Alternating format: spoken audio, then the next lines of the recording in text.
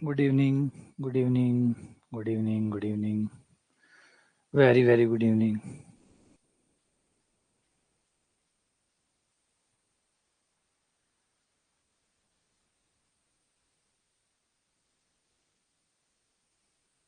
Good evening, good evening.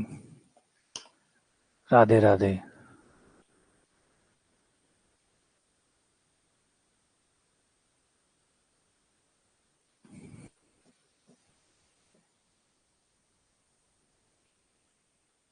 Radhe Radhe, Radhe Radhe.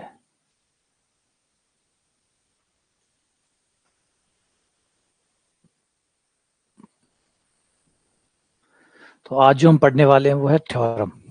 आज हम परमे को पूरा करने वाले हैं.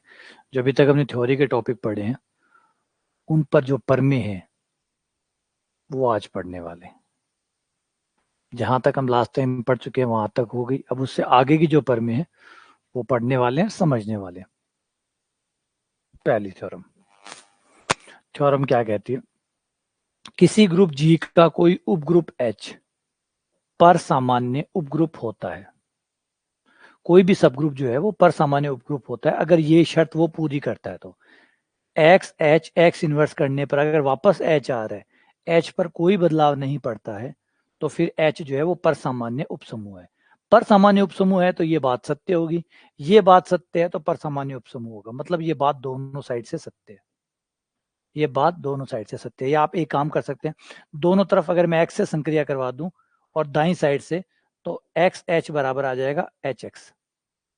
यानी अगर कोई एच उपसमूह इस प्रकार से है कि उसका बायां और दायां उपसमूह दोनों सेम बनते हो, वाम और दक्षिण दोनों ही सह समुच्चय एक हो, दोनों ही कोसेट जो है वो सेम बनते हो, चाहे आप यहाँ जो क्रम विनिमयता की जरूरत नहीं है, जी पर कोई क्रम विनिमयता नहीं लिखी हुई. यही खास मैंने बताया था कि नॉर्मल सब ग्रुप में यही खास बात होती है कि यहाँ कोई क्रम विनिमयता नहीं है, उसके बावजूद भी आपका बायां सह समुच्चय और दायां सह समुच्चय दोनों सेम आते हैं. तो ये पर सामान्य समूह होने की शर्त होती है. क्योंकि पर सामान्य उपसमूह वो होता है जिसके दाएं और बाएं में कोई अंतर नहीं होता, चाहे जी क्रम विनिमय हो चाहे जी क्रम विनिमय ना हो, दोनों ही स्थिति में ये शर्त काम करती है. उसके बाद में अगली शर्त यही है कि अगर कोई पर सामान्य उपसमूह किसी ग्रुप जी का कोई उपग्रुप एच पर सामान्य उपग्रुप होता है यदि और केवल यदि एच का प्रत्येक वाम सह समुच्चय दक्षिण सह समुच्चय हो. जो लेफ्ट होगा वो राइट होगा, जो राइट होगा वो लेफ्ट होगा. एच एक्स बराबर एक्स एच होगा. अगर पर सामान्य उपसमूह है तो एक्स एच बराबर एच एक्स होगा और एच एक्स बराबर एक्स एच होगा. यहाँ पे इसके बाद में ये इंपॉर्टेंट थ्योरम पर सामान्य उपसमूह के लिए, किसी ग्रुप जी का कोई उपग्रुप एच पर सामान्य उपग्रुप होता है यदि और केवल यदि दो दक्षिण या दो वाम सह समुच्चयों का गुणन भी एक सह समुच्चय होता है. दो सह समुच्चयों का गुणन एच ए एक सह समुच्चय, एच बी एक दूसरा सह समुच्चय, दोनों को सह समुच्चयों को गुणा करने के बाद भी अगर सह समुच्चय ही बनता है तो इसका मतलब एच जो है वो पर सामान्य उपसमूह है. एच जो है वो एक पर सामान्य उपसमूह है. तो ये कुछ खास बातें हैं जो सिर्फ पर सामान्य उपसमूह पे ही लागू होती है. ये कुछ खास बातें हैं जो पर सामान्य उपसमूह पे लागू होती है. कि एक तो पर सामान्य उपसमूह में ये खास बात होती है उसका कोई दायां बायां नहीं होता. दायां सह समुच्चय बनाओ चाहे बायां सह समुच्चय बनाओ सेम बनते हैं. एक खास बात ये होती है कि दो सह समुच्चयों का गुणन करवाने पर, गुणन का मतलब संक्रिया है, संक्रिया कराने पर आपको सह समुच्चय ही मिलता है. बाएं सह समुच्चय का बायां बनेगा, दाएं से दाएं बनेगा, यानी आपको वापस से सह समुच्चय ही लौटाता है. सह समुच्चय लेता है, सह समुच्चय ही लौटाता है. तो ये कमाल की चीज है. तो ये नॉर्मल सब ग्रुप में ही पाई जाती है. उसके बाद में ये कि दो उपसमूह, अगर किसी ग्रुप के दो उपसमूह दोनों ही पर सामान्य है तो उनका इंटरसेक्शन भी एक पर सामान्य उपसमूह होता है. सर्वनिष्ठ उनका इंटरसेक्शन अगर H1 और H2, H1 पर सामान्य उपसमूह है जी का, H2 भी पर सामान्य उपसमूह है जी का, तो इनका इंटरसेक्शन से जो बनेगा वो भी पर सामान्य उपसमूह होगा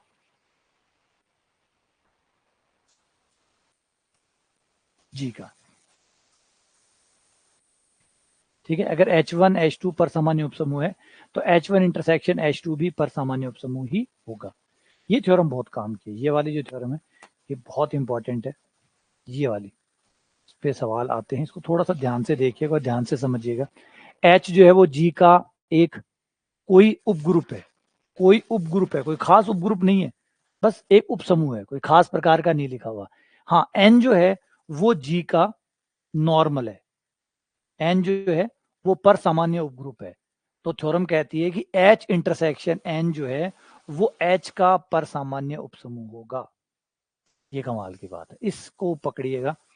यहाँ H जो है वो जस्ट ए नॉर्मल उपसमूह है, लेकिन H इंटरसेक्शन N जो है, N जो है वो G का नॉर्मल है, N नॉर्मल है। और H इंटरसेक्शन N से जो बनेगा, याद रखो इसमें कुछ इस तरीके से डिजाइन है कि ये आपका G है, G के दो सब ग्रुप है, एक सब ग्रुप H है और एक N है। H तो जस्ट सिंपल है, H तो सिर्फ सिंपल है, लेकिन N जो है वो नॉर्मल सब ग्रुप है G का। तो इनके इंटरसेक्शन से जो उपसमूह बनेगा, जो कि इंटरसेक्शन से बनता ही है, तो H इंटरसेक्शन N जो बनेगा वो N का भी पर सामान्य उपसमूह होगा, G का भी पर सामान्य उपसमूह होगा और H का भी होगा। ये कमाल की बात है, ये पर सामान्य उपसमूह होगा H का।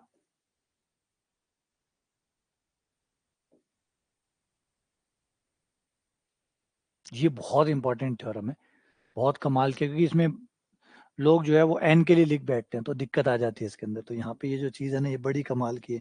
ये जो आपका H इंटरसेक्शन N बनेगा ना, H इंटरसेक्शन N, ये आपका N का, G का, H का, सबका नॉर्मल होगा। सिर्फ ऐसा नहीं खाली H का है, ये N का भी है और ये G का भी है। G और N के लिए तो कोई स्पेशलिटी नहीं है कि N और G का हो गया तो कोई बड़ी बात नहीं है। बड़ी बात है H का। H देखो एक जस्ट सिंपल था, ऐसे ही था, कोई भी उपग्रुप था, ऐसे नहीं कोई खास प्रकार का है, लेकिन उसका भी पर सामान्य उपसमूह ही बना है। यानी इसका मतलब दो उपसमूह में से एक भी उपसमूह अगर पर सामान्य है तो इंटरसेक्शन हमेशा जिस दो से वो बना है उसका पर सामान्य ही होता है। उन दोनों का, यहां जैसे थ्योरम कह रही है कि दोनों ही, अगर दोनों ही सेट H1 H2 दोनों ही नॉर्मल है तो इंटरसेक्शन नॉर्मल बनता ही बनता है। लेकिन ये थ्योरम कहती है कि नहीं, ऐसा जरूरी नहीं है। अगर आपका एक सेट पर सामान्य है, दूसरा पर सामान्य नहीं भी है, एक पर सामान्य है दूसरा पर सामान्य नहीं है, तो इंटरसेक्शन से आपका पर सामान्य उपसमूह बनेगा। ये जबरदस्त है। नहीं, थ्योरम तो सारी मैं जब पीडीएफ ये अपलोड करूंगा तब आपको मिल ही जाएगी, प्लस थ्योरम की अलग से पीडीएफ और अपलोड कर दूंगा। आगे अगली थ्योरम, H और K किसी ग्रुप G के दो पर सामान्य उपसमूह, अगर H और G K के, G के, H और K दोनों G के पर सामान्य उपसमूह है, H भी पर सामान्य उपसमूह है G का और K भी पर सामान्य उपसमूह है G का, तो H और K की संक्रिया से जो बनेगा वो भी पर सामान्य उपसमूह होगा G का। और इसमें एक चीज हमने बताई थी कि H और K उपसमूह है तो H के उपसमूह कब होता है, जब H के बराबर हो KH। याद रखिएगा वो, ये सारी थ्योरम एक साथ रखना पड़ेगा, बहुत ट्रिकी होता है, वरना सारी बहुत सारी थ्योरम में आपस में ओवरलैप हो जाती है, कहीं का कहीं कुछ बदल जाता है। ये जीके की तरह ही है, पूरी की पूरा जो ग्रुप थ्योरी है वो जीके की तरह काम करेगी, या तो आपको आता है या आपको नहीं आता है ना। थ्योरम याद रहेगी तो उसका फायदा मिल जाएगा, थ्योरम याद नहीं रहेगी तो फायदा नहीं मिलेगा, क्योंकि जो थ्योरम बोल रही है वो सच है, थ्योरम के बाहर वाला सही भी हो सकता है और गलत भी हो सकता है, कोई गारंटी नहीं ली जा सकती। इसके बाद में किसी ग्रुप के दो सूचकांक वाला प्रत्येक उपसमूह एक पर सामान्य उपसमूह होता है। किसी ग्रुप के दो सूचकांक वाला जिसके दो ही सहसमुच्चय बनते हो, सूचकांक का मतलब यहाँ सहसमुच्चय से, जिसके दो ही सहसमुच्चय बनते हो, अगर कोई सब ग्रुप है H, उसके दो ही सहसमुच्चय बनते हो तो फिर वो एक पर सामान्य उपसमूह है। सूचकांक का मतलब है सहसमुच्चयों की संख्या, विभिन्न सहसमुच्चयों की संख्या, भिन्न भिन्न सहसमुच्चयों की संख्या।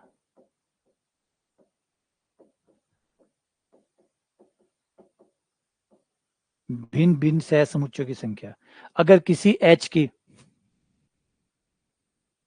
ओवरलैप तो होगा ही होगा, ये तो बचना मुश्किल रहता है। ओवरलैपिंग होती है, लेकिन जैसे जैसे हम सवाल करते चले जाते हैं वो ठीक होता चला जाता है।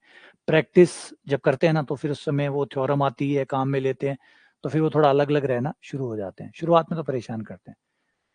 तो इसमें क्या कहा गया कि मान लो एच जो है उसके दो ही सहसमुच्चय बन रहे हैं, तो फिर इसका मतलब एच जो है वो एक परसामान्य उपसमूह है। तो एच जो है वो एक परसामान्य उपसमूह है, यानी किसी उपसमूह के, कोई उपसमूह है और उसके दो ही सहसमुच्चय बन रहे हैं, तो फिर एच जो है वो एक परसामान्य उपसमूह है। अगली थ्योरम, थ्योरम कहती है कि अगर जी कोई समूह है, ग्रुप है, एच उसका उपसमूह है, और उपसमूह भी इस प्रकार से उसके अवयवों को ऐसे बनाए गए, उसके अवयवों को ऐसे बनाए गए। ऐसे बनाने का मतलब है आप जी में गए, एक्स वाई आपने लिए, वहां से दो अवयव उठाए, एक्स इनवर्स एक्स वाई करके जो भी बना वो आपने एच में डाल दिया, है ना। यूं समझिए कि आपने एच में अवयव कैसे डाले। ये आपका जी है, यहां से आप दो अवयव उठाएंगे और बारी बारी से सारे दो उठाएंगे, सारे क्रम बनाएंगे जितने भी संभव है। यहां से दो अवयव, एक एक्स उठाना है, एक वाई उठाना है, फिर एक मशीन लगा दो जो इन अवयवों को लेके एक्स इनवर्स एक्स वाई इस तरीके से सॉल्व करेगी। सॉल्व करने के बाद जो भी बने उसे एक समुच्चय में डाल देना, इस समुच्चय का नाम होगा एच। तो ये जो एच होगा ये पर सामान्य उपसमूह होगा जी का, एच पर सामान्य उपसमूह होगा जी का, एच पर सामान्य उपसमूह होगा जी का। यार एक बात है, वैसे टेंशन करने की जरूरत नहीं है। जब मैं अभी दोपहर वाली क्लास में गया था, जब लोग आप आसाम के उद्यान याद कर सकते हैं, है ना, जब आप असम के उद्यान याद कर सकते हैं, आप ये याद कर सकते हैं कौन से मैच में कौन सा खिलाड़ी खेला था, कौन जीता था, कौन हारा था, तो थ्योरम आपको क्या परेशान करेगी। तो परेशान क्या करेगी, शर्त बनाइए बस, एच में अवयव डालने की शर्त बनाइए कि एच में अवयव कौन से आएंगे, एच में अवयव कौन से आएंगे। पर में क्या परेशान करेगी, ज्यादा से ज्यादा 50 पर में होगी, 60 होगी, 70 होगी, 70 पर में होगी। जितना जीके को आप रटते हो, किताबों की किताबें रट डालते हो, तो ये बेचारे 50-60 थ्योरम क्या परेशान करेगी, क्या ओवरलैप करेगी। जब छतरियां ओवरलैप नहीं हुई, पहाड़, है ना, ये ओवरलैप नहीं हुए, मंदिर मस्जिद सब वो वहां के वहीं पड़े हैं, तो यहाँ तो वो जब वो ओवरलैप नहीं हुए ना, छतरियां, कितनी छतरियां हैं, कितने महल हैं, कितने वो पहाड़ हैं, कितनी नदियां हैं। आप लोगों ने तो वो नदियां भी याद रख रखी है जो बहुत पहले सूख चुकी है। सूखी हुई नदियां कहाँ से जाती थी, कहाँ जा रही है, ये सब आपको याद है। अगर वहां जाके आज खड़े होके देखो ना, वहां वो नदी नहीं दिखती, नामो निशान नहीं है उस नदी का। लेकिन आप लोगों को पता है कि यहाँ से नदी जाती थी। सिर्फ अंतिम मानव प्रजाति आप हो जिसको ये पता है कि वहां से एक नदी जाया करती थी, और वो कहाँ से जाती थी, कौन से गांव से जाती थी, ये आप लोगों को पता है। उस गांव में रहने वाले लोग जो है वो भूल चुके हैं कि वहां कभी कोई नदी जाती थी या कुछ और था क्या, लेकिन आप लोगों को पता है। आप लोग जाके बता सकते हो कि यहाँ महल था, आज तुमने घर बना रखा है ना, यहाँ महल था, यहाँ फलान सिंह जी राजा रहा करते थे, और ये उसकी कहानी थी, है ना। अब वो मकान मालिक है वो चिंतित हो जाए, यार मरवा दिया मैं मैंने मैंने कोई ऐतिहासिक धरोहर पे मकान बना लिया, इसको इतना कैसे पता।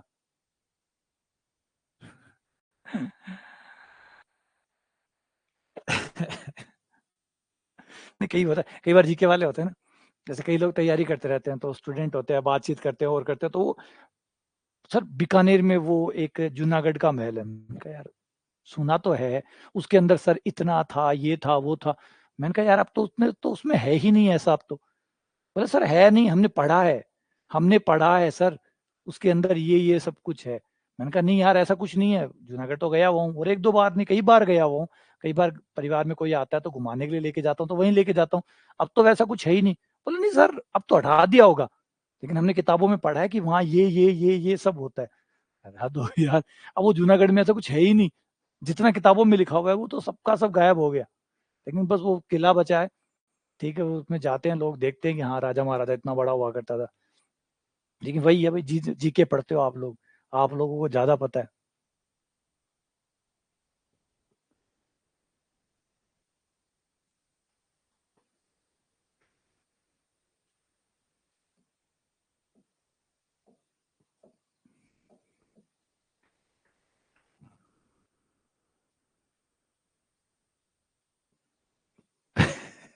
वो एक रामा सर कह रहा है, भांडा सर घी से बना हुआ किला।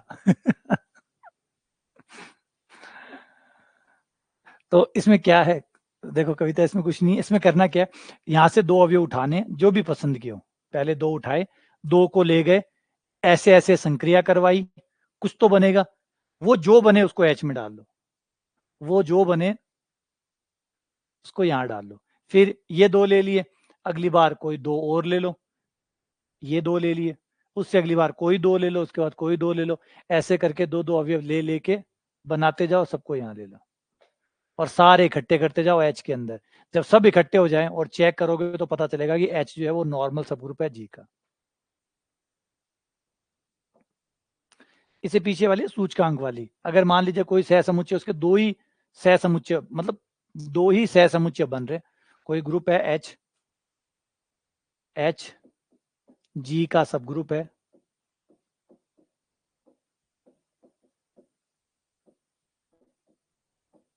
और आप इसने सहसमुच्चय बनाए, तो आपको पता चला कि सिर्फ दो ही सहसमुच्चय बन रहे हैं, एक एच बन गया, मान लो एक एच एक्स बन गया, बस दो ही बन रहे हैं, और जब बना रहे हैं तो सेम आ रहे हैं, वही वापस आ रहे हैं, वही रिपीट कर रहे हैं, सिर्फ दो ही बन रहे हैं, सिर्फ दो बन रहे हैं, इसका मतलब एच जो है वो जी का पर सामान्य उपसमूह है।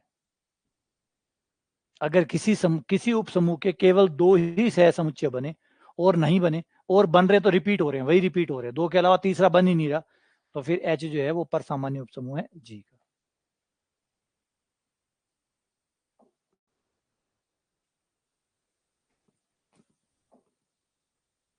अगली पर में, पर सामान्य उपसमूह में और खासियत भी है, और तरीके से भी पहचाना जा सकता है, ऐसा नहीं कि सिर्फ वो ये दो ही पहचान है, ये देखो ये भी पहचान है, ये भी एक पहचान है।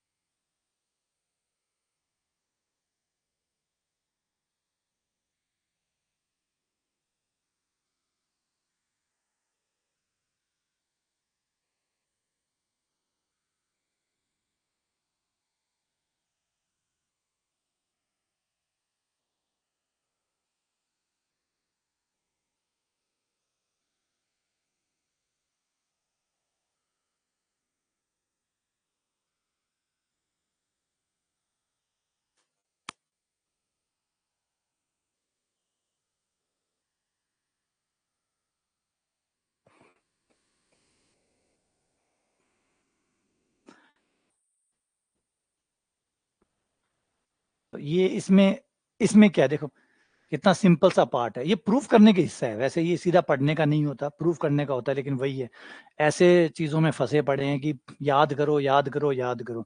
अब मैं तो यही उम्मीद करता हूँ कि आने वाले टाइम में जब पेपर सब्जेक्टिव होने लग जाएंगे ना, तब फिर इनको स्किप करना नहीं पड़ेगा। और सही में मजा तब आता है ना जब आप इनको प्रूफ करते हैं।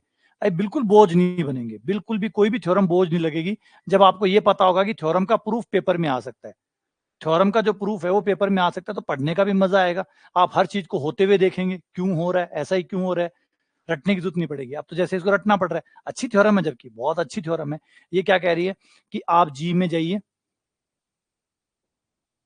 और हर अवयव को उठा के उसका स्क्वायर कर दो, हर अवयव के पास जाओ, उसको उठाओ, उसका स्क्वायर कर दो, स्क्वायर से जो भी बने, स्क्वायर करके जो बने वो एच में डाल दो। हर अवयव के पास जाना है, उसका स्क्वायर करना है और स्क्वायर करके इसमें डाल दो, तो फिर आप देखोगे कि एच जो है वो नॉर्मल उपसमूह बन जाएगा जी का।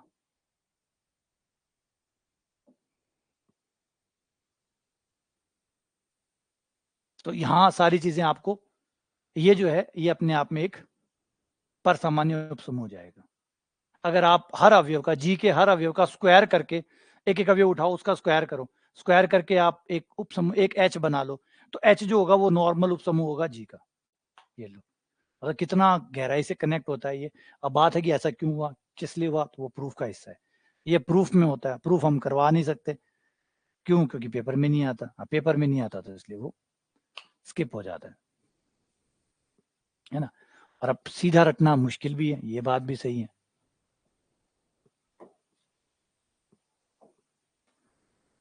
अगली थ्योरम, अगली थ्योरम कहती है एच जो है वो जी का नॉर्मल सब ग्रुप है, के जी का नॉर्मल सब ग्रुप है, ये दोनों नॉर्मल सब ग्रुप है। एच और के में केवल ई कॉमन है, एच और के में केवल ई कॉमन है, तो अगर आपके एच और के में सिर्फ ई कॉमन है, ई के अलावा कुछ भी कॉमन नहीं है, तो फिर आप देखेंगे कि एच के बराबर आएगा के एच, एच के बराबर, एच के बराबर के एच। हाँ नहीं, प्रूफ पढ़ने चाहिए, लेकिन वही है ना, कारण मिल जाएगा तब पढ़ने का मजा आता है, ऐसे बिना मतलब में कोई मजा नहीं आता। अब आपके पास पेपर में ऐसे ही होता, इस तरीके से पेपर होता, तो आपके पढ़ने की इच्छा करती, पढ़ने की इच्छा क्या है, फिर तो वो मजबूरी हो जाती, तो अपने आप ही चीजें हो जाती। अब बिना गैर जरूरी चीजें नहीं होती, बिना मतलब पेपर में तो आना नहीं है, आना नहीं है तो फिर वो पढ़ने का मन नहीं करेगा। जब पेपर में आएगा तो अपने आप ही पढ़ा जाएगा, अपने आप पढ़ा जाएगा तो फिर वो ठीक भी लगने लग जाता है। तो एच के बराबर के एच, ये देखो ये थ्योरम बड़ी खास है, इसकी भाषा को देखो और समझो कि कहना क्या चाहती है। यहाँ पे कोई जी का जिक्र नहीं है कि जी क्रम विनिमय है या नहीं है, कोई नहीं है, जी सिर्फ कोई ग्रुप है, एच और के उसके पर सामान्य उपसमूह है। अगर आपके दो पर सामान्य उपसमूह में कुछ भी कॉमन नहीं है, कुछ भी कॉमन नहीं है, तो आप ये चीज देखेंगे कि अगर एक अवयव एच का लिया जाए, एक अवयव के का लिया जाए और उनकी संक्रिया करवाई जाए, दोनों साइड से आपका सेम रिजल्ट आएगा, मतलब वो क्रम विनिमयता दर्शाएंगे। बिना क्रम विनिमयता के भी क्रम विनिमयता आ जाएगी, बिना क्रम विनिमयता के भी क्रम विनिमयता आ जाएगी। तो बात समझो, कमाल की बात है। ये जी है, इसके दो पर सामान्य उपसमूह है,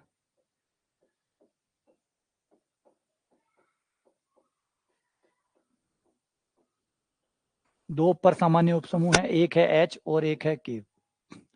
और एच और के इस प्रकार से हैं कि उनमें कुछ भी कॉमन नहीं है सिवाय तत्समक अवयव के। वो तो मजबूरी है, वो नहीं होगा तो ग्रुप कैसे बनेंगे, तो वो तो बेचारों की मजबूरी थी, इसलिए हो गया। अब जो इंटरेस्टिंग चीज है वो ये है कि अगर एक अवयव यहां से उठाओगे,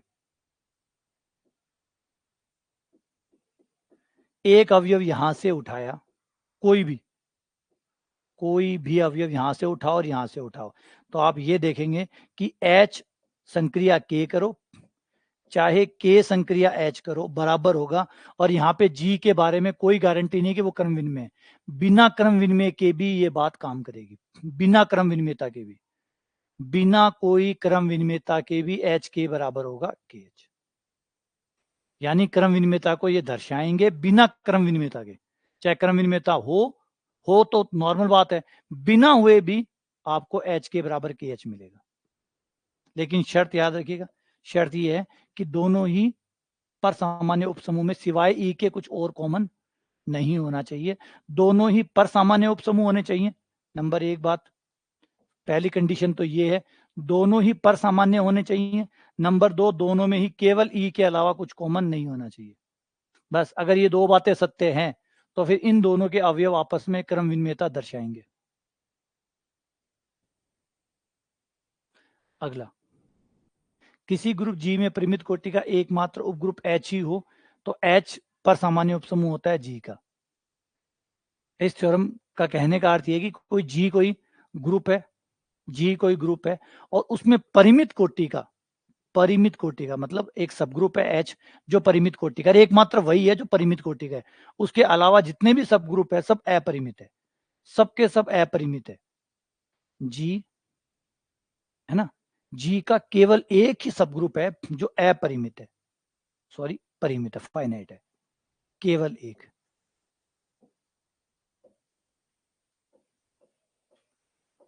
जी आपका ग्रुप है, एच जो है वो उप समूह है,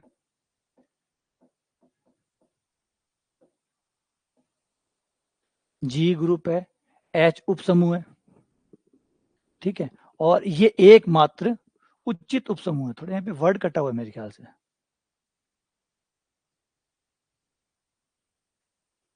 नहीं इतना ही ठीक है। एच जो है वो परिमित उप समूह है, परिमित है नंबर एक, और एकमात्र है।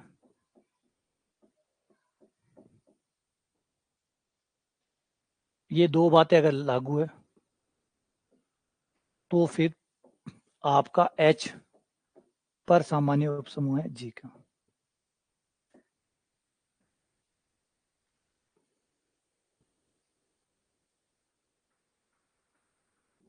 तो एच पर सामान्य उपसमूह है जी का।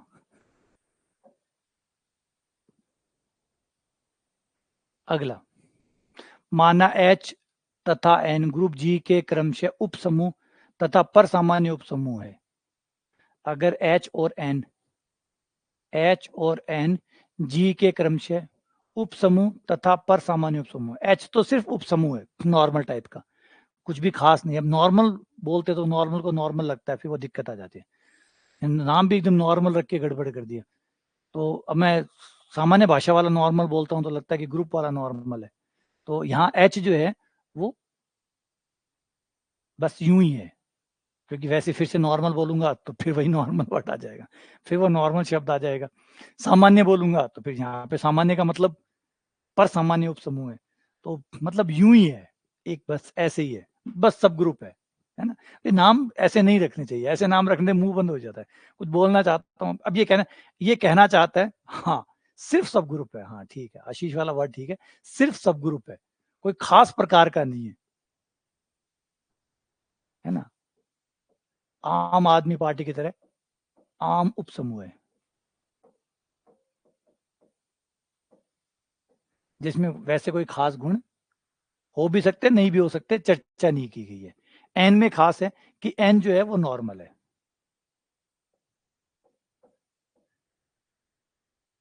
तो एच और एन की संक्रिया करने से, एच और एन की संक्रिया करने से जो ग्रुप बनेगा एन उसका नॉर्मल सब ग्रुप होगा, एन उसका नॉर्मल सब ग्रुप होगा, एन नॉर्मल सब ग्रुप होगा एच एन का।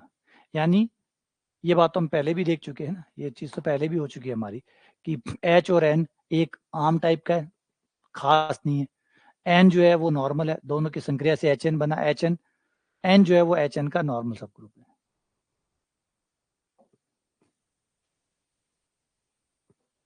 अगली थ्योरम, किसी ग्रुप जी में उसके पर सामान्य उपग्रुप एच के सभी सह समुच्चयों का समुच्चय निम्न प्रकार परिभाषित सह समुच्चयों की गुणा के लिए एक समूह होता है। अच्छा अच्छा ठीक है, अगर आप सारे सह समुच्चय बना दो, यानी जी बटा एच बना दो, सारे सह समुच्चय बना दो और ये संक्रिया ले लो, तो ये अपने आप में ग्रुप होता है।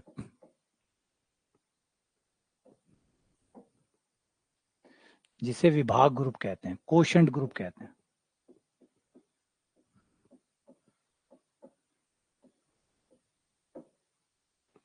ये थ्योरम कह रहे हो, इसे विभाग ग्रुप कहते हैं। ये रहा जी बटा एन में, किसी एन जो है वो जी का एक नॉर्मल सब ग्रुप है, तो जी बटा एन में मतलब कोशेंट ग्रुप में कितने अवयव होंगे, कितने सह समुच्चय होंगे जो अलग अलग होंगे। तो वो निकालने के लिए ऑर्डर ऑफ जी में ऑर्डर ऑफ एन का भाग दे दो। इसे सूचकांक भी कहते हैं, इंडेक्स भी कहते हैं इसको। सह समुच्चयों की संख्या सूचकांक या इंडेक्स। जी बटा एन, जी बटा एन हो गया आपका कोशेंट ग्रुप। कोशेंट ग्रुप में कितने अवयव होंगे, और कोशेंट ग्रुप में कौन होता है, सह समुच्चय होते हैं। तो जी बटा एन में कितने सह समुच्चय होंगे, अगर ये निकालना हो विभिन्न प्रकार के कितने सह समुच्चय होंगे, वो होंगे ऑर्डर ऑफ जी बटा ऑर्डर ऑफ एन।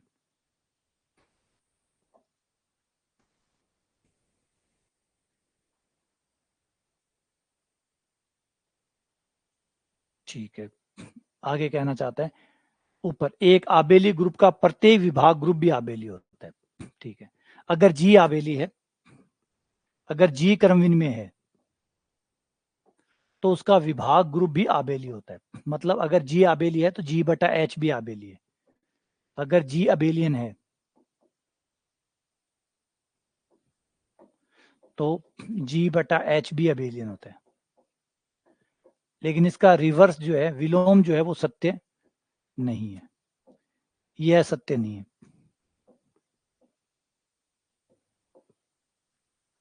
जरूरी नहीं है सत्य, मतलब आवश्यक रूप से सत्य नहीं है। इसका मतलब ये नहीं कि हर बार ये सही होगा, कभी सही हो भी सकता है, कभी गलत हो भी सकता है। मतलब ग्रे है ना, ग्रे वर्ड का मतलब समझे, ग्रे मतलब जो ना ब्लैक है ना व्हाइट है, ना सही है ना गलत है, कभी सही भी हो सकता है और कभी गलत भी हो सकता है। तो ये रहा। ऐसी चक्री के लिए अगर जी साइक्लिक है, अगर जी साइक्लिक है तो जी बटा एच भी साइक्लिक होगा। अगर ये चक्रीय है तो कोशेंट ग्रुप भी चक्रीय होगा, लेकिन विलोम सत्य नहीं है, आवश्यक रूप से सत्य नहीं है। तो ये खास बात है कि जी में अगर अबेलियन या चक्रीय है तो उसका विभाग ग्रुप भी वैसा ही होता है जैसा ग्रुप होता है। ग्रुप अबेलियन है तो विभाग ग्रुप भी अबेलियन साइक्लिक होगा, और वो जैसा है तो। लेकिन उल्टा इसका सत्य नहीं है, रिवर्स सत्य नहीं है। इनके रिवर्स याद रखना, क्योंकि सवाल रिवर्स पे बनाए जाते हैं। क्योंकि सबको पता है ये वाला, वो ये वाला नहीं पूछते, वो ये वाला पूछते हैं कि जी बटा एच अबेलियन है तो जी कैसा होगा। तो बच्चे को फिर वो आधा याद रहता है, आधा याद रहता नहीं, तो इसका फिर वो गलत फायदा उठा लेते हैं कि पता है कि एक साइड से सत्य है एक साइड से नहीं है। तो जो सत्य है वो तो पूछेगा, तो सबको पता है। अगर मैं पूछूंगी जी अबेलियन है तो जी बटा एच क्या होगा, तो हर कोई बता देगा। लेकिन वो पूछेंगे कि जी बटा एच अबेलियन है तो बताओ जी कैसा होगा, फिर वो ऑप्शन डाल देगा अबेलियन, नॉन अबेलियन, इनमें से कहा नहीं जा सकता, इनमें से कोई नहीं है, फिर वैसे डालता है ताकि बच्चा फंस जाए। आधा याद हो और आधा याद ना हो, तो आधे से वो अंदाजा लगा के खुद बना रहा है तो गलती कर बैठे। अगला आगे कह रहा है कि ए कोई समुच्चय, और वो भी ए रिक्त है, मतलब ए में अवयव है, सभी क्रमचय बनाए जाएं एस ए, सारे क्रमचयों को एस ए मिले, तो यह गुणन संक्रिया के लिए, गुणन संक्रिया कौन सी है, संयुक्त फलन वाली, कंपोजिट फंक्शन। संयुक्त फलन वाली जो संक्रिया है वो साथ में लगाई जाए, ए के सारे क्रमचय और फिर संयुक्त फलन वाली संक्रिया रखी जाए, तो ये अपने आप में एक ग्रुप होता है जिसे हम क्रमचय ग्रुप कहते हैं।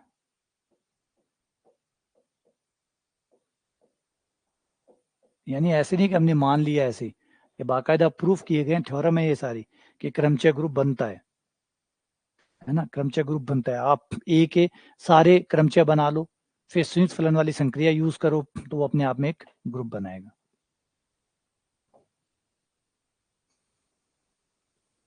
ये भी देखो, हर चीज थ्योरम है, क्योंकि गणित के अंदर दो ही चीजें मानी जाती है, ये तो परिभाषा मानी जाती है, परिभाषा जो है वो वैलिड होती है, और परिभाषा वैलिड नहीं है तो फिर थ्योरम वैलिड है। एक तो परिभाषा है, अगर कोई चीज परिभाषा में कवर हो रही है तो ठीक है, परिभाषा में कवर नहीं हो रही है तो फिर वो परमी उसको कवर करेगी, और परमी भी कवर नहीं कर रही तो फिर वो एरिया ग्रे एरिया हो गया, फिर वो सही गलत की कोई गारंटी हमारी नहीं रहती। अब आगे देखो, प्रत्येक क्रमचय को असंयुक्त चक्रों के गुणन के रूप में लिखा जा सकता है, तो बिल्कुल हर क्रमचय को हम चक्रों के रूप में लिखते हैं, तो ये कह रहा है कि ऐसा किया जा सकता है।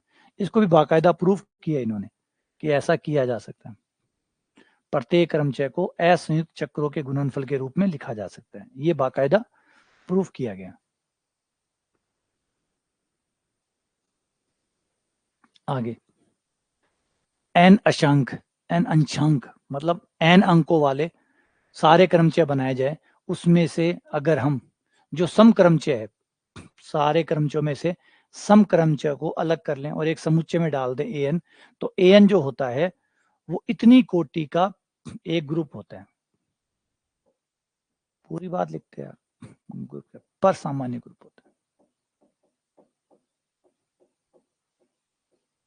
जो आपका एन होता है वो एस एन का पर सामान्य उपसमूह होता है, और एन की कोटि आधे सम होते हैं और आधे विषम होते हैं, तो 1/2 फैक्टोरियल।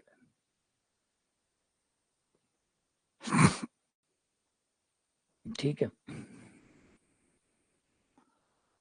हाँ आगे आगे ये रहा, उस समय दो भागों में प्रूफ किया गया होगा, एक ये रहा, एन पर सामान्य उपसमूह होता है एस एन का, ये जो एकांतर ग्रुप होता है वो आपके एस एन का पर सामान्य उपसमूह होता है।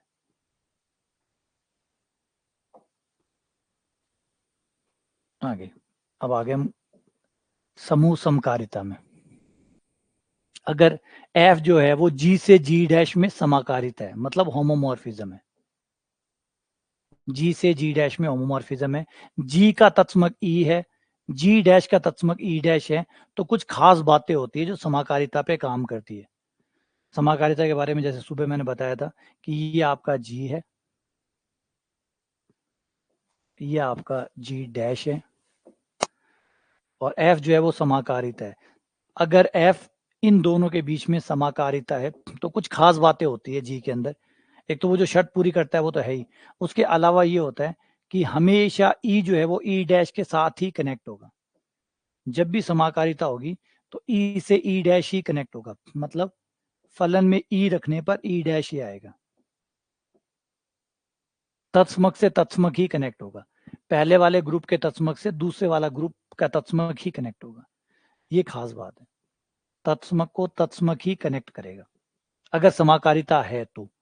अगर समाकारिता है तो तत्समक से तत्समक ही कनेक्ट होगा। दूसरी बात, बी पार्ट ये कहता है कि अगर आप इनवर्स निकाल कर प्रतिचित्रण निकालो, मतलब फलन निकालो, या फलन निकाल कर इनवर्स करो, दोनों एक ही बात होगी। मतलब कोई अवयव आपने ए लिया, ये लो ये ए है, या आपने यहाँ पे इसका इनवर्स निकाला, मान लो ये आ गया, उसके बाद में इसका प्रतिचित्रण निकाला, ये एफ ए इनवर्स आ गया। तो आप ऐसे भी कर सकते थे कि पहले आप प्रतिचित्रण निकाल लेते, प्रतिचित्रण निकालने के बाद इन्वर्स कर लेते, तो भी वही अवयव आता।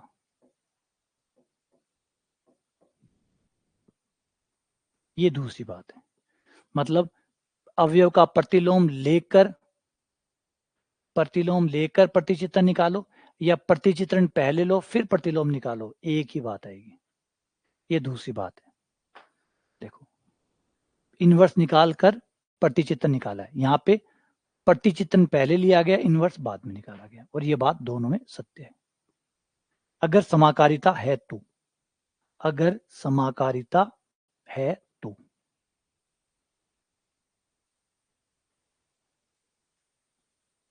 ठीक है, अगला आपको कहता है कि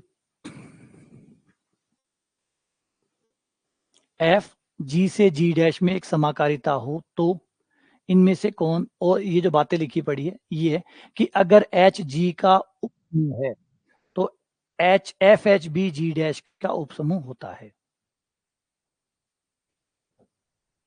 यानी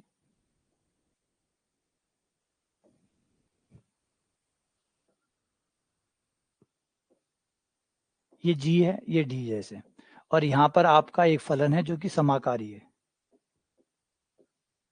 ये समाकारी है, एफ जी का जी डैश से, ये समाकारी है।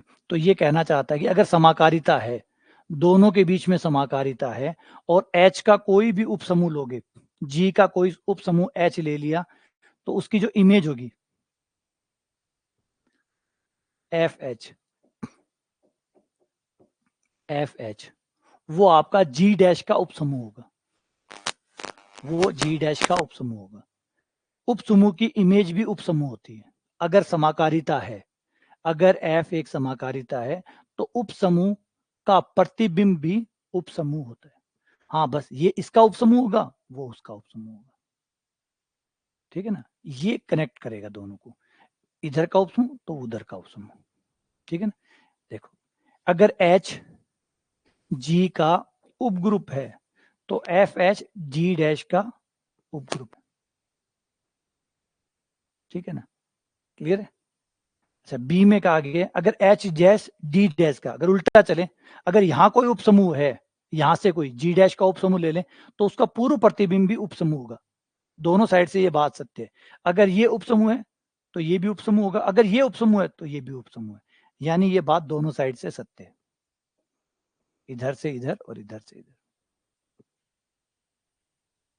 दोनों साइड से ये बात सही है। अगली थ्योरम,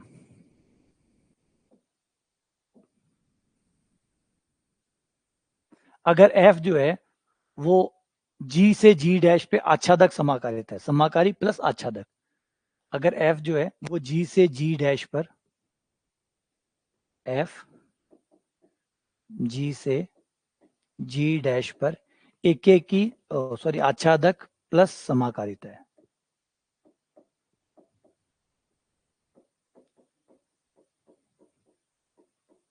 आच्छादक समाकारिता का मतलब आच्छादक प्लस समाकारिता, ये दिया गया, तथा जी जो है ये तो एफ के बारे में हो गया,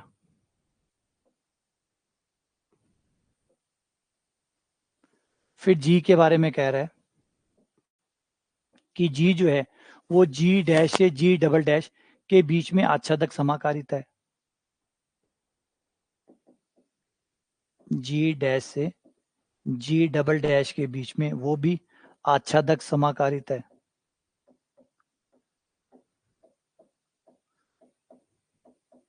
अगर ये दोनों आच्छादक समाकारिता है तो इनका जो संयुक्त फलन होगा GOF, वो जी से जी डबल डैश के बीच में एक आच्छादक समाकारिता होती है। इनका संयुक्त फलन, इनका संयुक्त फलन जो गॉफ है वो जी से जी डबल डैश के बीच में आच्छादक समाकारिता होगा।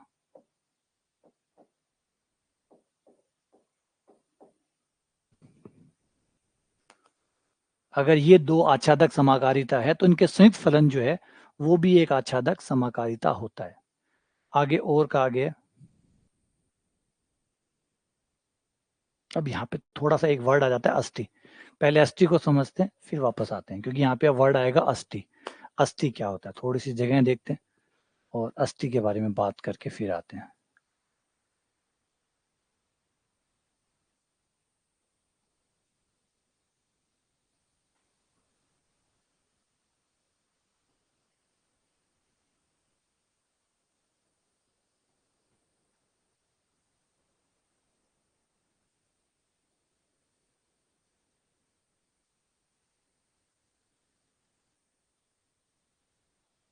चलो यहाँ कर लेते हैं,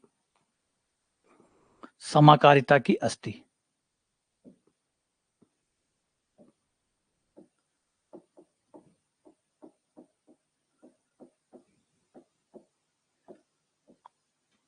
समाकारिता की अस्थि, कर्नेल ऑफ होमोमॉर्फिज्म।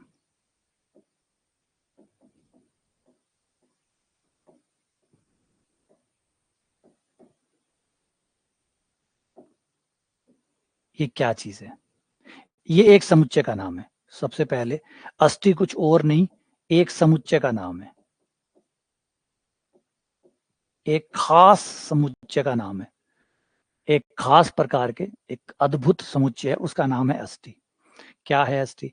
अगर मान लो आपके पास एफ कोई होमोमॉर्फिज्म है, होमोमॉर्फिज्म का मतलब समाकारिता, समाकारिता का मतलब वो शर्त, संक्रिया करा के प्रतिचितन निकालूं या प्रतिचितन लेके संक्रिया करूं, दोनों बराबर होगा। तो अगर एफ जो है वो जी और जी डैश के बीच में समाकारिता है, तो एक चीज तो हम देख चुके कि ई पर हमेशा ई डैश आएगा। हमारी थ्योरम कहती है कि ई पर हमेशा ई डैश आएगा। लेकिन ऐसा भी तो हो सकता है ना कि कुछ और पॉइंट, देखो ई पर तो ई डैश आएगा, ये तो कन्फर्म ही है हर बारी, लेकिन कुछ और पॉइंट भी हो सकते हैं जिन पर हमारा आंसर ई डैश आए। इस पे भी ई डैश आ गया, इस पे भी ई डैश आ गया, इस पे भी ई डैश आ गया, इस पे भी ई डैश आ गया। तो जिन जिन पॉइंट पर ई डैश आता है उन सारे पॉइंट्स को इकट्ठा करके एक समुच्चय तैयार किया जाए, इसका नाम है कर्नेल। के ई आर, फिर उस फलन का नाम लिखा जाता है जिसका ये कर्नेल होता है। तो बाय डेफिनेशन ये हुआ के ई आर कर्नेल। किसकी कर्नेल? एफ की कर्नेल। कौन होती है? जी के वह अवयव, जी के वह अवयव जिनको फलन में रखने पर ई डैश आता हो, जिनको फलन में रखने पर ई डैश आता हो, वह समुच्चय। तो कर्नेल में कौन अवयव होंगे? कर्नेल में वो अवयव होंगे जिनको रखने पर हमें क्या मिलता है? ई डैश मिलता है। जिन जिन पर ई डैश आता है। याद रखिए कर्नेल कभी खाली नहीं हो सकता। क्यों नहीं हो सकता? क्योंकि जी के पास और कुछ हो ना हो, तत्समक तो होगा, क्योंकि जी ग्रुप है, ग्रुप के बाद तत्समक होगा, तत्समक होगा तो ई से हमेशा ई डैश आएगा, क्योंकि हमारी एक प्रमेय कहती है, प्रमेय कहती है कि जब भी समाकारिता होगी तो ई पर हमेशा ई डैश आएगा। तो ई पर ई डैश आएगा, इसका मतलब एक पॉइंट तो पक्का होगा जिसपे ई डैश आएगा, तो कर्नेल कभी खाली नहीं हो सकता। और एक कमाल की बात यह है कि जो कर्नेल होता है वो आपके जी का एक उप समूह होता है। कर्नेल एफ आपके जी का उप समूह होता है, और ऐसा वैसा उप समूह नहीं, पर सामान्य उप समूह होता है। यह एक पर सामान्य उप समूह होता है। कर्नेल एफ पर सामान्य उप समूह होता है जी का। ठीक है ना? अब इसी के ऊपर जो थ्योरम थी वो इसी के बारे में थी।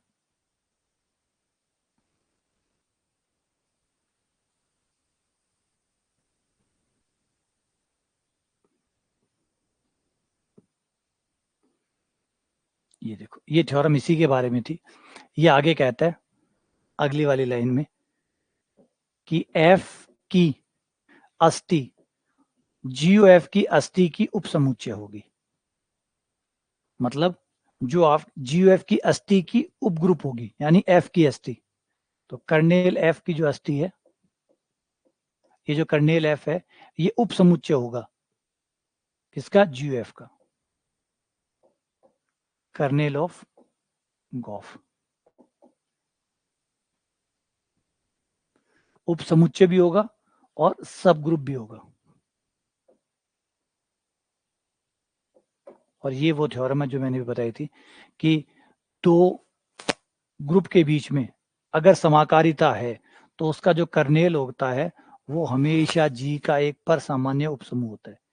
के जी का पर सामान्य उपसमूह होता है, के पर सामान्य उपसमूह होता है जी का। इसीलिए अष्टी को है ना इतना सम्मान दिया जाता है, क्योंकि अष्टी जो होती है वो पर सामान्य उपसमूह बनाती है, पर सामान्य उपसमूह तैयार करती है। अगला ये कह रहा है, ये थ्योरम तो वैसे बकवास ही थ्योरम है, फालतू में ऐड की हुई है। ये कहना चाहती है कि अगर मान लो जी से जी डैश के बीच में समाकारिता है और समाकारिता एफ है, जी से जी डैश के बीच में समाकारिता है और एफ जो है वो एक एक ही समाकारिता है। अब एक एक ही होते ही आपकी अस्थि फिक्स हो गई। अब और अवयव नहीं हो सकते जो ई डैश देते हैं, है ना? एक एक ही है ना, फलन एक एक ही है। एक एक ही वो होता है जो एक पर एक ही आंसर देता है, एक पर एक ही आंसर देता है। तो अब आपके अस्थि में सिवाय ई के कोई और नहीं हो सकता, क्योंकि समाकारिता है, और समाकारिता है इसका मतलब ई पर तो ई डैश आएगा ही आएगा, और पे ई डैश आ नहीं सकता, क्योंकि औरों पे भी अगर ई डैश आता तो बहुत सारों पर एक आ रहा है, बहुत सारों पर एक आ रहा है, मतलब बहु एक ही हो जाता। जबकि कह रखा है कि एफ जो है वो एक एक ही है, कहा हुआ है कि एफ एक एक ही है। एक एक ही होने की वजह से जो अस्थि है उसमें सिर्फ और सिर्फ एक अवयव होगा ई। अस्थि में सिर्फ एक अवयव होगा ई, तो अस्थि बेचारी बंद गई, अब इसमें हो नहीं सकता।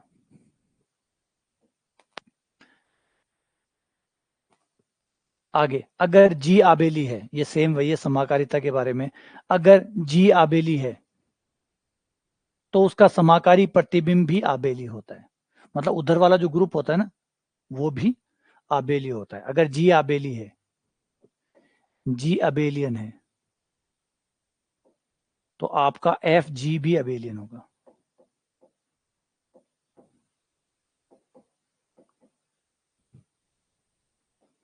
अगर जी आपका साइक्लिक है तो आपका एफ जी भी साइक्लिक होगा।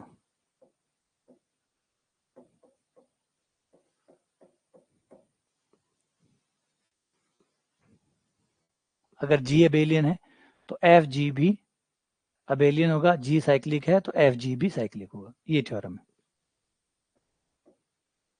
यानी समाकारिता जो है वो गुण को बनाए रखती है, समाकारिता जो है वो गुण को बनाए रखती है। तो जैसा जी होता है वैसा ही फिर उसका एफ जी होता है।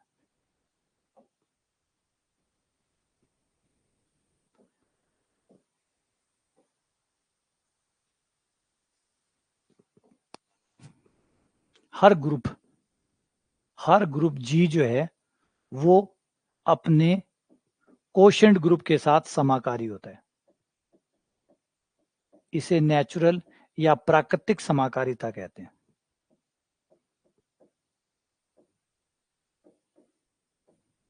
प्राकृतिक समाकारिता, हर ग्रुप, प्रत्येक ग्रुप, ये किसी एक के लिए दो के लिए नहीं, प्रत्येक, हर ग्रुप जो होता है वो अपने विभाग ग्रुप के साथ, अगर उसके अंदर कोई विभाग ग्रुप बन रहा है तो हर ग्रुप अपने विभाग ग्रुप के साथ समाकारिता होता है।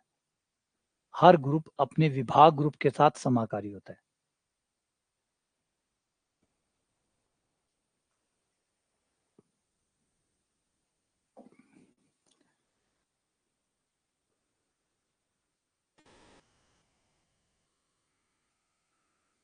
हाँ, ये तुल्यकारिता की थ्योरम आ गई। ये कह रहा है किसी ग्रुप जी से समूह जी डैश पे परिभाषित आच्छादक समाकारिता है, और एफ जो है तुल्यकारिता होती है।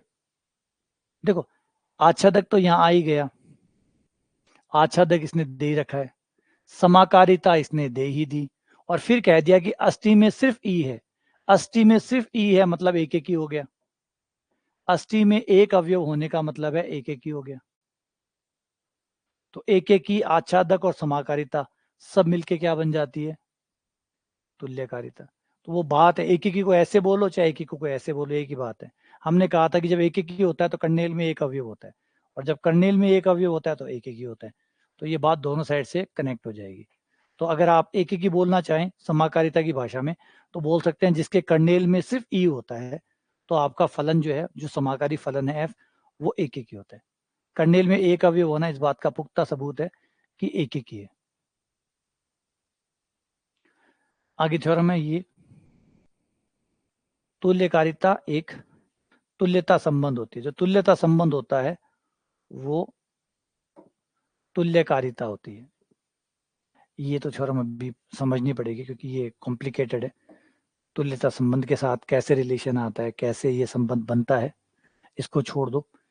इस केली थ्योरम जो है इसके बारे में जिक्र मैं पहले कर चुका हूं। केली परमे ने ही सारा कहानी बिगाड़ दी। इसने कहा कि और कोई ग्रुप पढ़ने की जरूरत ही नहीं है। इसने कहा कि प्रत्येक ग्रुप क्रमचय समूह के तुल्यकारी होता है, और मैं सुबह बता चुका तुल्यकारिता का मतलब फिर कोई अर्थ ही नहीं रहता। आप कोई भी ग्रुप उठाइए, हर ग्रुप जो है किसी ना किसी क्रमचय ग्रुप के साथ आइसोमॉर्फिज्म में होता है। और इसका मतलब है कि आपको ये ना पढ़ के आप ये पढ़ लो तो आपका काम हो जाएगा। ये केली परमे का योगदान है जिसने, इसीलिए आप देखेंगे कि जब नेट वेट की तैयारी करने जाते हो तो सारे ग्रुप एक तरफ और क्रमचय ग्रुप एक तरफ, सब कुछ क्रमचय के बारे में पढ़ाया जाता है। कोई और कोई दूसरा ग्रुप आ भी जाता है तो भी लोग उसको क्रमचय ग्रुप में चेंज करके फिर क्रमचय ग्रुप में जाके सॉल्व करते हैं, क्योंकि कैलिपर मैंने कह ही दिया कि कोई ग्रुप में आपको मत जाने की जरूरत है, आप सीधा क्रमचय ग्रुप में चले जाओ, उसका संगत जो क्रमचय ग्रुप है उसमें चले जाओ और वहां जाके अपना काम करके वापस लौट आओ।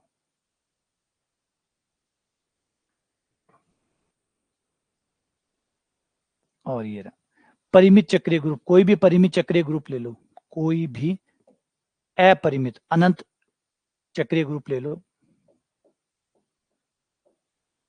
वह हमेशा तुल्यकारी होगा Z प्लस के।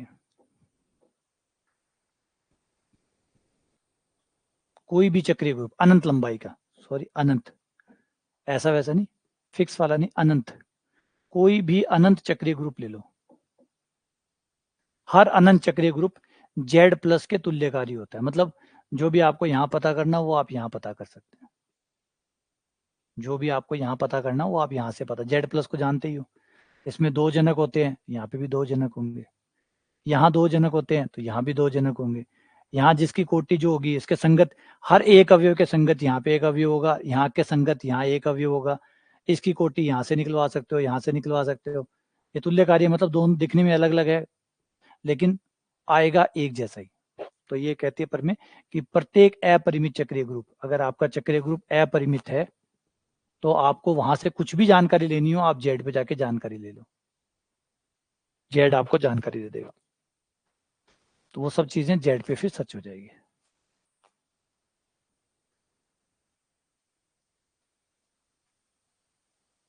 हाँ तो आपको बस यहाँ इसके बारे में कोई भी जानकारी आपको पता है यहाँ से ले लो, वो सारी जानकारी यहाँ भी सत्य है, जो भी यहाँ लोगे वो यहाँ।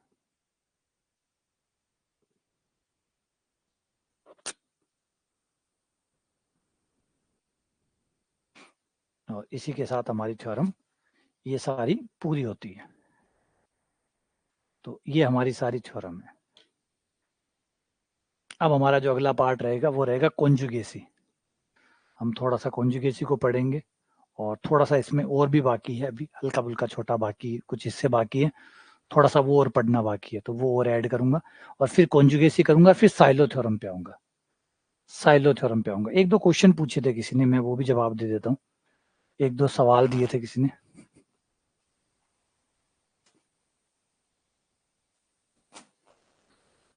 किसी ने भेजे थे सवाल कि भाई मिला नहीं मुझे, याद हो जाएगी, प्रैक्टिस करेंगे, सवाल करेंगे, सब याद हो जाएंगे, सवालों के साथ सब हो जाता है। जैसे जैसे आप सवाल निकालोगे, जैसे जैसे आप सवाल करते जाओगे, सवाल अपने आप ही आपसे थ्योरम याद करवा लेंगे। जैसे फॉर्मूले याद करने की जरूरत नहीं पड़ती, सवाल करो वो अपने आप ही फॉर्मूले बार बार मांगते हैं, अपने आप याद हो जाते हैं। तो सवाल निकालो, सारी प्रॉब्लम सॉल्व हो जाती है। हाँ भेजे थे वो, मुझे दिखे नहीं कहीं पे, तो कुछ सवाल थे।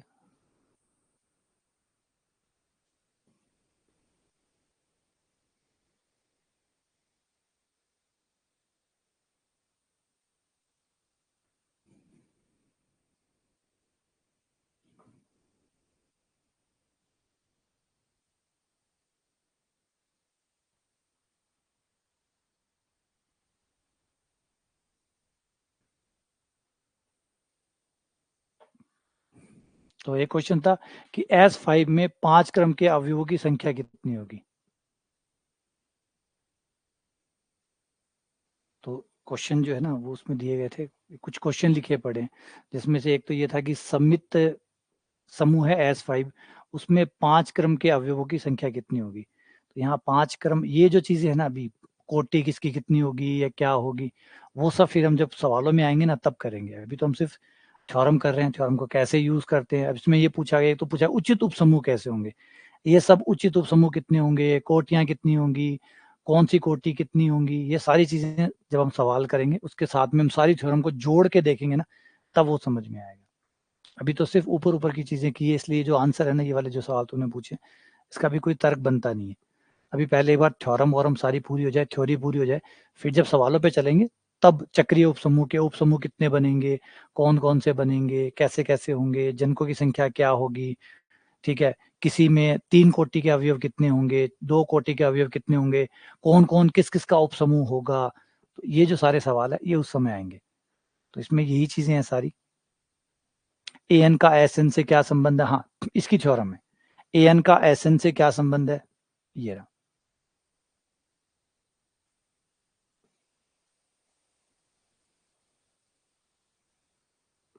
ये रहा। ए एन का एस एन से संबंध है कि ए एन उपसमुच्चय एसएन का। फिर इसमें एक था कि प्रत्येक पक्षांतरण एक विषम क्रमचय क्यों होता है। तो प्रत्येक पक्षांतरण एक विषम क्रमचय क्यों होता है। अगर आप पक्षांतरण देखें तो पक्षांतरण एक हुआ ना, पक्षांतरण एक हुआ और एक हुआ तो ये विषम क्रमचय हुआ, है ना। अगर किसी चक्र का केवल एक पक्षांतरण बन रहा है तो वो कौन सा क्रमचय होगा, विषम क्रमचय। विषम क्रमचय किसे कहते हैं, 7 इस टाइप के अगर पक्षांतरण बनते हैं तो यहाँ पे एक ही पक्षांतरण बना है, एक पक्षांतरण बना है, इसलिए विषम क्रमचय कहलाता है। तो यही है ना। और इसमें क्या पूछा गया, ये जो पहला क्वेश्चन है ये तो समझ में नहीं आ रहा मुझे कि क्या पूछ रहे हैं। इसमें एक ठीक है कि एन के उचित उपसमूह की संख्या कितनी होगी। एन के उचित उपसमूह की संख्या एन है और इसमें आपका हो जाएगा 1/5 और फैक्टोरियल 5 यानी कितना होता है 120। 120 में 2 का भाग लग जाएगा, 60 आ जाएगा।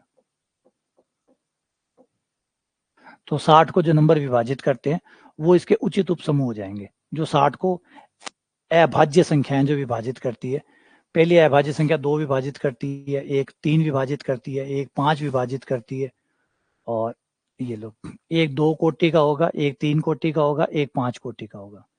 एक 2 कोटि का, एक 3 कोटि का और एक 5 कोटि का जो है वो उपसमूह इसके होंगे। ठीक है ना, ये सवाल है।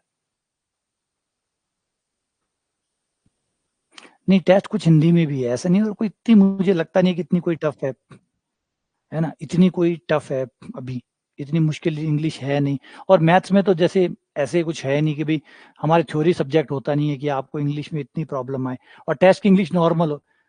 अब यहाँ पे भी जैसे लिखी पड़ी है तो यहाँ पे कोई इतना फर्क नहीं पड़ता कि हमारे पास अगर ये नहीं भी लिखा हुआ होता तब भी हमें ये इतनी आराम से समझ में आ जाती है।